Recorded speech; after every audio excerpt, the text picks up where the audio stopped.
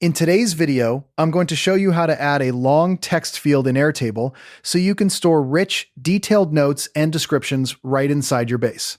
If you find this helpful, be sure to like and subscribe, and let's get right into it. Start by opening your browser and heading over to Airtable.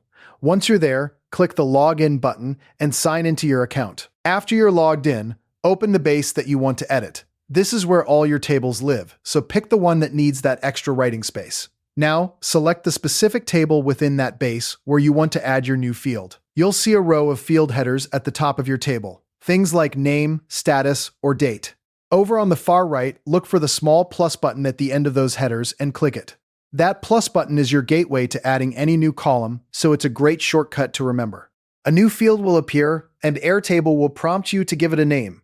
Go ahead and type something like Notes or Description, depending on what works best for your project. Right below the name, you'll see a drop-down menu for the field type. Click that and scroll down until you find Long Text. This is the option specifically designed for storing large amounts of text without breaking your table's layout. Once you've selected Long Text, hit the Create Field or Save button to lock it in. You'll now see your new column sitting there, ready for content. Click into any cell in that column, and you can type or paste your detailed text directly into the box. When you're done, just press Enter or click outside the cell to save your entry. One nice bonus here is that if you want to get a little fancier, you can enable formatting options like bold, bullet lists, or even hyperlinks depending on your plan. That's especially handy for documentation, comments, or project updates where you need to keep things readable. Here's a quick tip.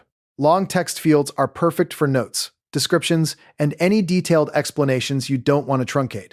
They're also great when you combine them with other field types like status or tags, so you can organize your content cleanly. And there you have it. You've successfully added a long text field in Airtable. Thanks for watching, and happy building.